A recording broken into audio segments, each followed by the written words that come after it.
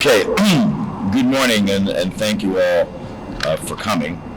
I'd like to start by thanking New Jersey Transit President Kevin Corbett for hosting us and all the people in New Jersey Transit. The Congresswoman and I just got a little bit tour of the new buses, and it's pretty amazing in terms of its technology and what it will do and improve ridership as well as good quality for bus riders, so we appreciate that. I want to thank Congresswoman Sherrill for joining us today and making improving our region's infrastructure a top priority of her first term in Congress. She's been an extraordinary partner in the House. After years of neglect and underinvestment from the Christie administration, Governor Murphy and his administration have proven their commitment to rebuilding New Jersey Transit.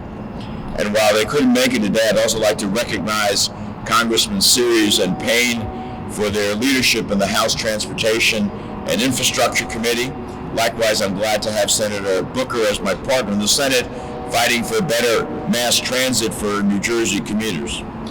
For New Jerseyans, transit isn't a luxury, it's a necessity. We live in the most transit-intensive region in the country, which is why I'm happy to announce an award of over $17 million in federal funds to expand New Jersey Transit bus service in some of the most densely populated communities. This investment will help New Jersey Transit reduce overcrowding, cut wait times, and bring relief to riders.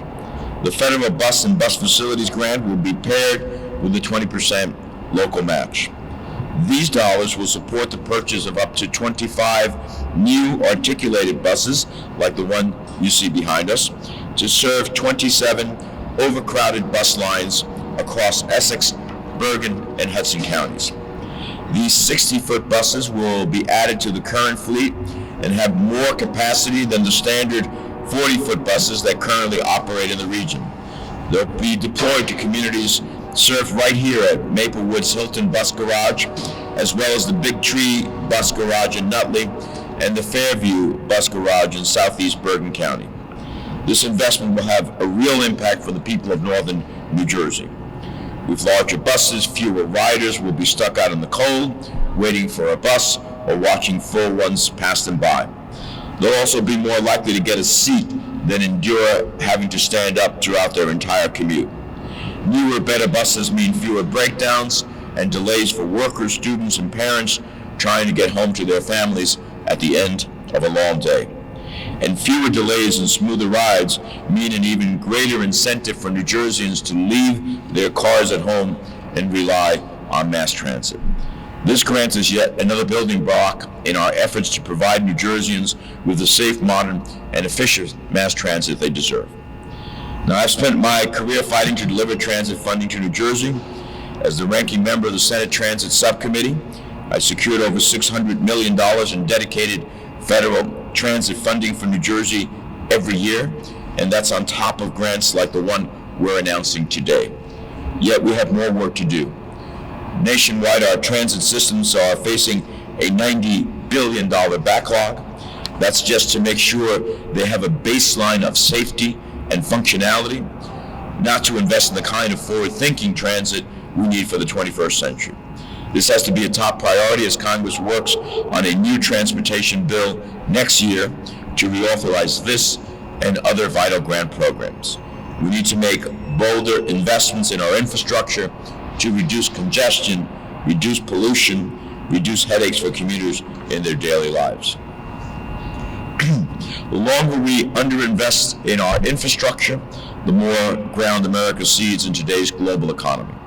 That's because when our roadways crumble, businesses can't get their goods to market. When our transit systems are delayed, workers can't get to their jobs. When our rail systems suffer chronic delays, the whole region faces lost productivity and increased traffic congestion. And it's not just an economic issue, it's a quality of life issue. A strong, multimodal transportation system means our seniors have better access to doctors, offices, grocery stores, and community centers. It means young professionals are more likely to live and work in New Jersey, and it means New Jerseyans throughout the state can spend less time commuting and more time with their families. So as we develop a new transportation bill, I'll continue fighting to deliver for the region, and I'll keep working with my colleagues in Congress and our partners in New Jersey to deliver more federal funds like the grants we're announcing today. New Jersey's role in the most transit-intensive region in the country is due to investments made by generations past. We have to build on that legacy and build a brighter future for New Jersey and keep it moving.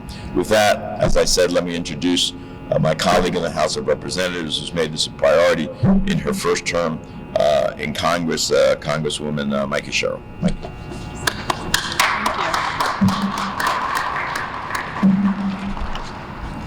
Well, thank you, Senator Menendez, and thank you, President Corbett, for joining us today here in the announcement. Thank you for having me here today and for your constant fight for our infrastructure and transportation system.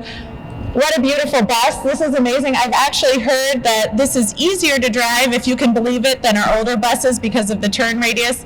I told the senator, though, I would still prefer a helicopter. I still think that might be a little bit nicer to land and to fly. We know that the roads and bridges and rails of New Jersey are essential to our nation's public transportation system. Our state sits at the epicenter of the Northeast Corridor, and our transit system not only provides transit for New Jerseyans, but links the region that produces 20% of our nation's GDP.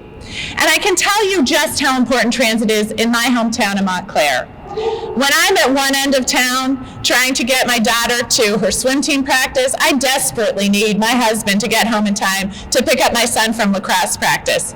So we rely on it not just for our economy, not just for our jobs, but also for our quality of life here in New Jersey. Our tax dollars are used to fund roads, railways, transit projects across the country. And in fact, while New Jersey only gets 82 cents back for every dollar that we send to Washington, states like Kentucky are getting $2.35 back. That's nearly 3 times the amount we get. So I came to Congress to advocate for more federal dollars to come back to Jersey. This $17 million grant for New Jersey transit buses and bus facilities is meaningful federal investment in our infrastructure and transportation network. Some of my residents have been taking the bus for decades. They depend on it to get to work, to make it home for dinner with their families, and to be home in time to tuck their kids into bed. So across the state, more than 500,000 residents commute on New Jersey transit buses each week. This grant will be used to improve not just the bus system, but the quality of life for our residents here. It's critical we continue to work together to bring money back to New Jersey, and I want to thank again Senator Menendez for all of his hard work, for being a champion for our transportation network in our state, and for President Corbett for all your work with the New Jersey delegation. And I know I am in good company when I say, go Navy, beat Army. So, thank you. Thank you. Certainly a very happy day. Apologies for the jealousy of our rail division for those who heard the train engine horn going off down at Maplewood Station. But it's nice to have bus go a little attention, eh, Mike? I would just like one thank certainly Senator Menendez for all that he's done and for being here today. Certainly along with my Congresswoman, Sherrill, and she has to be impartial on the Army-Navy game as a representative. You would notice the ring on her finger, other than the wedding band, was her class ring from the Academy.